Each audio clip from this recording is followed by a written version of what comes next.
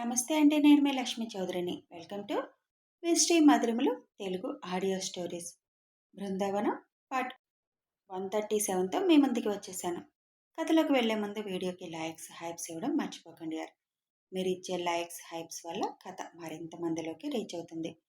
శివ్ తన రూమ్లోకి వచ్చేసరికి ఐషు కూడా బెడ్ మీద వాలుతుంది. ఏంటి మేడం, కింద కూర్చున్నంతసేపు బాగానే యాక్టివ్గా ఉన్నావుగా, రాగానే నిద్ర వచ్చేసిందా అని ఐషు పొట్ట మీద తలవాల్చి పడుకుంటూ అంటాడు. శివ్ తలలో వేళ్లు పెట్టి తలని నిమురుతూ, వారం రోజులకి చాలా మిస్ అయిపోయినట్టు అనిపించింది అందరినీ. అసలు వదిలి రావాలనిపించలేదు. అక్కడున్నా కూడా వీళ్ళ గురించే ఆలోచన. ఇల్లు వదిలేసి ఒక 10 రోజులు ఎక్కడన్నా ఉండాలంటే కష్టం కన్నా ఏదైనా మన ఇంట్లో ఉన్న ఆనందం ఎక్కడా ఉండదు. అక్కడ రూములు ఎంత లగ్జరీగా ఉన్నా నాకెందుకో మన ఇంట్లో పడుకున్న తృప్తి అనిపించదు. పైగా అత్తయ్య వాళ్ళతో రోజు కబుర్లు అలవాటైపోయాయి. ఈ 4 రోజులు బాగా మిస్ అయిపోయాను. రేపటి నుంచి హాస్పిటల్కి వెళ్ళాలనుకుంటున్నాను కన్నా. అన్వేష్ పెళ్లికి ముందు నుంచి అసలు దాని వైపు చూడడం లేదు అంటుంది ఐషు. నీ ఇష్టం. ఒకరోజు రెస్ట్ తీసుకుంటానంటే తీసుకొని తర్వాత రోజు నుంచి వెళ్ళు. ఓపికంటే రేపటి నుంచే వెళ్ళు. నేనేం అడ్డు చెప్పను దానికి అని పొట్ట మీద కిస్ చేస్తూ అంటాడు శివ్. తమరెలాగో బిజీ కదా రేపటి నుంచి. ఇక్కడే ఉంటారా, ఢిల్లీ వెళ్తారా? ఇక్కడ వద్దులే. వాడి లెక్క ఢిల్లీలోనే తేల్చాలి. నాకు తెలిసినంత వరకు రేపు నైట్ వెళ్లాల్సి వస్తుంది. ఇక్కడున్న ఫేక్ను కూడా తీసుకొని వెళ్ళాలిగా. ఇద్దరున్నారు. ఆ ఇద్దరిని పంపించాలి. ముందు టీం మెంబర్స్ వాళ్ళతో వెళ్ళిపోతారు రేపు మధ్యాహ్నం. రేపు ఈవినింగ్ కానీ ఎల్లుండి మార్నింగ్ కానీ వెళ్తాను. శత్రుశేషం పూర్తిగా పూర్తి చేసిరా కన్నా. మళ్ళీ మళ్ళీ మన ఇంటి వైపు ఎవరు కన్నెత్తి చూడకూడదు. చూడాలన్నా భయపడాలి అంటుంది ఐషు. శివ్ సరిగ్గా పడుకొని, అదంతా నేను చూసుకుంటానులే, నువ్వు టెన్షన్ పడకుండా నీ పని నువ్వు చేసుకో. ఏం టెన్షన్ లేదులే.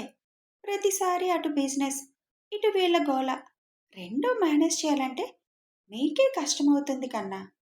ఇంకే గోల ఉండదులే, మొత్తం పూర్తి చేసేస్తాను. ఇక బిజినెస్, ఫ్యామిలీ అంతే. పడుకో ఇంకా, 12 అయిపోయింది అని ఐషు చుట్టూ చేతులు వేసి ఐషు ఎద మీద తలవాల్చి పడుకుంటాడు శివ్. ఏంటి కన్నా ఇవాళ ప్లేసులు షిఫ్ట్ అయ్యాయి? ఇవాళ నా శ్రీమతి కౌగిల్లో సేద తీరాలని ఉందిలే. నాకు చాలా నిద్ర వస్తుంది, డిస్టర్బ్ చేయకు అని కళ్ళు మూసుకుంటాడు శివ్. శివ్ తల నిమురుతూ, ఎంత టెన్షన్ ఉన్నా నీలోనే దాచుకుంటావు తప్ప బయటికి రానివ్వవు. వస్తే మేమందరం భయపడతామని బాధంతా నువ్వే లోపల ఉంచేసుకుంటావు. కూల్గా కనిపిస్తావు బయటికి. అలా ఉండాలంటే చాలా కష్టం ఉన్నా. ఎంత అలసిపోతున్నావో తెలుస్తుంది నాకు. కానీ అలసట కూడా మాకు తెలియకూడదు అనుకుంటావు. అసలు ఈ తలలో ఎన్ని ఆలోచనలు, ఎన్ని ప్లాన్లు. ప్రతి ఒక్కరిని గుర్తుపెట్టుకొని వాళ్ళ గురించి ఆలోచిస్తూ ఎలా కన్నా ఇలా మేనేజ్ చేయగలుగుతున్నావు? 7 ఏళ్లుగా నిన్ను చూస్తున్న నాకే ఆశ్చర్యం అనిపిస్తుంది ప్రతిసారి. నీలా ఇంకెవ్వరూ ఉండరు. నువ్వొక్కడివే ఉంటావు. లవ్ యూ కన్నా అనుకుంటూ నిద్రలోకి జారిపోతుంది ఐషు. రమేష్ గారు పైకి వెళ్ళి డోర్ నాక్ చేయకుండా పడుకొని ఉంటుందిలే అని డైరెక్ట్గా డోర్ తీసుకొని లోపలికి వెళ్తారు. కానీ నిఖిత పడుకోకుండా ఫోన్లో ఏవో చూస్తూ ఉంటుంది. డోర్ సౌండ్కి వెనక్కి తిరిగి చూసిన నిఖిత, ఆడపిల్లల రూమ్లోకి డోర్ నాక్ చేయకుండా రావడం బ్యాడ్ హ్యాబిట్ తెలుసా డాడ్ అని అంటుంది వాళ్ళ నాన్న వైపు చూస్తూ. ఇప్పుడు పడుకొని ఉంటావులే అని బేబీ. అయినా నా కూతురు గదిలోకి నేను రావడానికి నాకేం ప్రాబ్లం లేదు. కాకపోతే కొన్ని టైమింగ్స్లో రానులే, నాకు తెలుసు. పడుకోకుండా ఏం చేస్తున్నావు ఇంకా అని ఫోన్ తీసుకొని చూస్తారు రమేష్ గారు. శివ్కి సంబంధించిన వీడియోలు చూస్తుంటే, నువ్వు ఇంకా అతన్ని ఇష్టపడుతున్నావా బేబీ అని అడుగుతారు రమేష్ గారు. ఇష్టం ఉంది కానీ అది పెళ్లి చేసుకునే ఇష్టం కాదు. కానీ డాడ్, అతని వ్యక్తిత్వం మాత్రం చాలా గొప్పది. భార్యను తప్పి ఆడదాన్ని టచ్ కూడా చేయడానికి ఇష్టపడడం లేదు. నేను ఊరికి హగ్ అడిగితే దానికి కూడా ఒప్పుకోలేదు. ఆయన పిల్లలు బాబోయ్ చిచ్చర పిడుగులు. వాళ్ళ నాన్నకి ఇష్టం లేని పని ఎవరైనా చేస్తున్నారంటే వాళ్ళని 3 చెరువుల నీళ్లు తాగించేస్తారు. నన్ను ఏం ఆడుకున్నారో తెలుసా? నేను ఆస్ట్రేలియాలో ఉంటానని నాకు కంగారు ఆంటీ అని పేరు పెట్టారు. హహ! ఆ పిల్లలు ఫేక్ పాపని ఏం చేశారో తెలుసా? హడలు కొట్టించేశారనుకో అని ఆ రోజు జరిగింది మొత్తం చెప్తారు రమేష్ గారు. వాళ్ళ నాన్న వైపు ఎవరు చూసినా ఒప్పుకోరు. పైగా మనుషులు నచ్చలేదంటే వాళ్ళకి చుక్కలు చూపిస్తారు. అస్సలు భయం లేదు డాడీ వాళ్ళకి. నా కోసం ఫస్ట్ వాళ్ళే లోపలికొచ్చారు. చాలా రిస్క్ చేశారు కూడా. ఇక ఐశ్వర్య గారు వాళ్ళ హస్బెండ్ మీద ఒక మాట పడనివ్వరు. ఆయనకిష్టం లేని పనులు ఎవరన్నా చేస్తే ఒప్పుకోరు. టోటల్‌గా ఒకే మాట మీద ఉంటారు డాడ్. నేను చూసిన మగవాళ్ళందరిలో పూర్తిగా డిఫరెంట్ ఆయన అని అంటుంది నిఖిత. ఆ ఫ్యామిలీ అంతా ఒకే మాట మీద ఉంటారు తెలుసా? ఉమ్మడి కుటుంబం. అందరూ ఒకే మాట మీద ఉంటారు. ఒక్కరిలో కూడా స్వార్థం లేదు. చాలా ముచ్చట వేస్తుంది కుటుంబాన్ని చూస్తే. సరే పద, కింద చేతన్ పాపం ఎదురు చూస్తూ ఉంటాడు అని నిఖిత చేయి పట్టుకొని కిందకి తీసుకువస్తారు రమేష్ గారు. ఏంటి అంకుల్ ఎంతసేపు చేశారు? ఇద్దరూ సీక్రెట్ మాట్లాడుకొని వస్తున్నారా అని అడుగుతాడు చేతన్ నవ్వుతూ. నీ గురించి అడుగుతుంది. అన్ని వివరాలు చెబుతున్నాను. నా గురించి తెలుసుకోవాలంటే నన్ను అడగాలి. నన్ను అడిగితే బాగుంటుంది. మిమ్మల్ని అడిగితే నా హైటు వెయిట్ క్వాలిఫికేషన్ తప్ప మీకేం తెలుస్తాయి? హహ! ఇంకా నీ గురించి చాలా తెలుసులే. ముందురా, టైం అవుతుంది అని కేక్ ముందు నిఖితను నించోపెట్టి ఒక పక్కన రమేష్ గారు ఇంకో పక్కన చేతన్ నిలబడి ఇంట్లో ఉన్న పని వాళ్ళందరినీ పిలిచి కేక్ కట్ చేయమని చెప్తారు. అసలు ఈ పుట్టినరోజుకి ఇలా ఉంటుందని ఊహించలేదు నిఖిత. ఆ రాక్షసుల మధ్య ఉంటూ ఎప్పుడు ప్రాణం పోతుందో తెలియక ప్రాణాలు గుప్పెట్లో పట్టుకొని ఉంది ఈ 3 నెలలు. ఇక బయటపడి తండ్రి దగ్గరికి చేరుతాను అని అనుకోలేదు. కానీ ఇప్పుడు అనుకోకుండా చేరింది. ఇదంతా మీ వల్లే శివాంష్ గారు. థ్యాంక్ యూ అని మనసులో మనస్ఫూర్తిగా చెప్పుకొని కేక్ కట్ చేస్తుంది నిఖిత. ఫస్ట్ పీస్ వాళ్ళ నాన్న నోట్లో పెట్టి తర్వాత చేతన్కి కూడా తినిపిస్తుంది. రమేష్ గారు కూడా తనకి నోట్లో పెట్టి నువ్వు పెట్టు అని చెబుతారు చేతన్తో. ఒక కేక్ పీస్ తీసి తన నోట్లో పెడుతూ నిజంగా ఈరోజు నీ బర్త్డే అని నాకు ఇప్పటిదాకా తెలీదు. అంకుల్ నాకు ఒక అరగంట ముందే చెప్పారు. ఆ ఫేక్ పాప్ గొడవలో పడి నీ గురించి నేనేమీ తెలుసుకోలేదు. గిఫ్ట్ రేపిస్తాను. ఈ బోర్డుకి విష్ మాత్రమే చేస్తున్నాను. హ్యాపీ బర్త్డే అని చెప్పి కేక్ నోట్లో పెడతాడు చేతన్. గిఫ్ట్ ఏం అవసరం లేదులేండి. ఇన్ని రోజులు మా డాడీకి తోడుగా ఉన్నారు కదా, అదే నాకు పెద్ద గిఫ్ట్ అని అంటుంది నిఖిత. సరే, రేపు టెంపుల్కి తీసుకువెళ్తాడు చేతన్ నిన్ను. ఇంకిప్పుడు వెళ్ళి పడుకో, ఉదయాన్నే లేవాలి కదా అని అంటారు రమేష్ గారు. కేక్ పీసెస్గా కట్ చేసి పని వాళ్ళందరినీ తీసుకోమని చెప్పి తను రూమ్కి వెళ్ళిపోతుంది. నా బేబీ అల్లరి ఎక్కువ చేస్తుంది కానీ మూర్ఖంగా వెళ్ళదు. ప్యారిస్ నుంచి ఆస్ట్రేలియా వచ్చి ఇండియా వెళ్లాల్సిందే అని పట్టుపట్టడం, శివ్ గురించి ఎక్కువగా కలలు కండం నాకు తేడాగా అనిపించినా గుర్తించలేకపోయాను. ఒకే రూపం అవడం వల్ల నా కూతురికి గర్వం లేదు. అప్పటికి అనుమానం వచ్చి ఒకసారి అడిగితే ఏదేదో చెప్పేసింది అని రమేష్ గారు అంటారు చేతన్తో. అసలు ఎలా గుర్తుపట్టగలరు? సేమ్ టు సేమ్ ఉంటే. బాడీ ఏమన్నా తేడాగా ఉంటే అలా అయినా గుర్తుపట్టొచ్చు. ఇద్దరు పర్సనాలిటీ ఒకేలా ఉంది. అయినా అసలు ఫేస్ మార్చుకొని ఇలా ఒకరు వస్తారని ఊహించను కూడా ఊహించం కదా. ఇంకొదిలేయండి అంకుల్ దాని గురించి ఆలోచించడం. లేదు చేతన్, ఒకసారి చూసి తేడా కనిపెట్టేశారు శివాంష్ పిల్లలు. మరి నేనెందుకు కనిపెట్టలేకపోయానని ఎంత ఆలోచించినా పని చేయడం లేదు బుర్ర.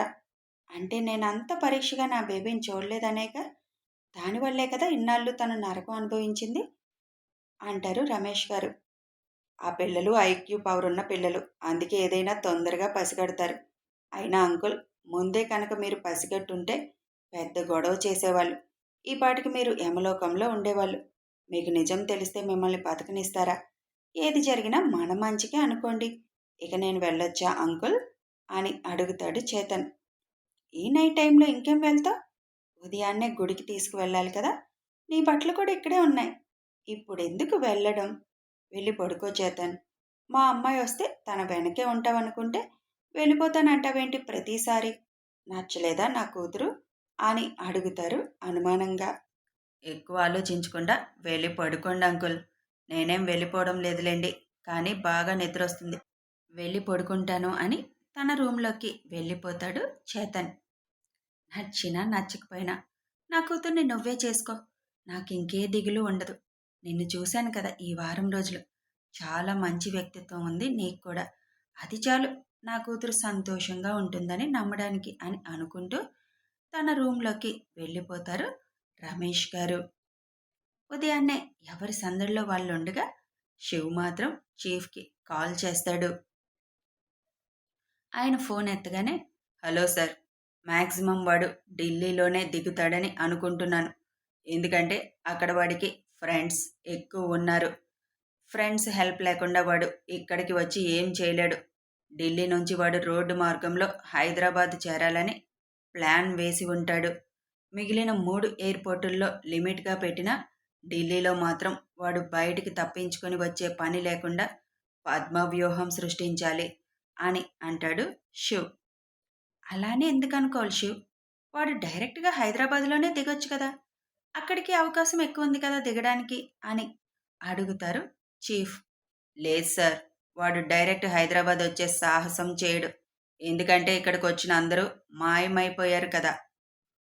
తన వెనక ఏదో జరుగుతుందని వాడికి అనుమానం స్టార్ట్ అయింది. కాబట్టి డైరెక్ట్‌గా హైదరాబాద్ రావడానికి ఏమాత్రం సాహసం చేయడు. కాబట్టి ఆ 4 ఎయిర్‌పోర్ట్‌లోనే వాడు దిగే అవకాశాలెక్కువ. మనం అక్కడే బ్లాక్ చేసేయాలి వాడిని అని ఏం చేయాలి, ఎలా చేయాలని మొత్తం చెప్తాడు చీఫ్‌కి శివ్.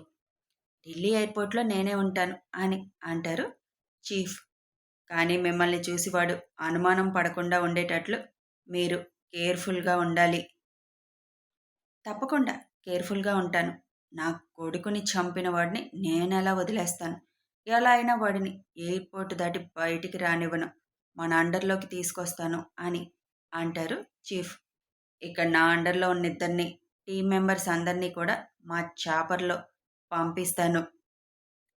ఇప్పుడు అక్కడున్న వాడి రూమ్‌లోనే వీళ్ళ ఇద్దరిని కూడా పడేయండి. అక్కడున్న లేడీ స్టాఫ్‌తో ఆ ఫేక్‌కి కూడా 4 తగిలించండి. వాళ్ళనక్కడ పడేశాక అందరూ ఎలర్ట్ అయిపోండి. మనకి ఇంకా టైం ఎక్కువ లేదు. లేదు అంటే అక్కడి నుంచి ఇక్కడికి వచ్చే ఫ్లైట్, అందులో ప్రయాణించే ప్రయాణికుల పేర్లు తెలుసుకోగలిగే వాళ్ళం. ఎలాగోలా ఆ లిస్టు సంపాదించడానికి కొద్దిగా ప్లాన్ చేసుకునేవాళ్ళం. కానీ టైం లేదు కదా మనకి. అందులో ఏ పేరుతో బుక్ చేసుకుంటున్నాడనేది మనకసలు ఐడియా లేదు. 4, 5 పేర్లు వాడుతున్నాడు కదా! అని అంటాడు శివ్. పర్వాలేదులే. ఈరోజు ఈవినింగ్ నుంచి వాడి కోసం వల పన్ని అక్కడే ఉండడమే.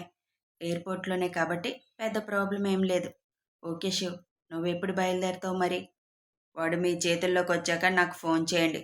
ఎప్పుడు వాడి ముందుకు రావాలో అప్పుడే వస్తాను అని అంటాడు శివ్. ఓకే మరి. నేను ఆల్రెడీ ముంబై, బెంగుళూరు పంపించేశాను మనుషుల్ని. ఇంకా పూణేకి మాత్రమే పంపించాలి.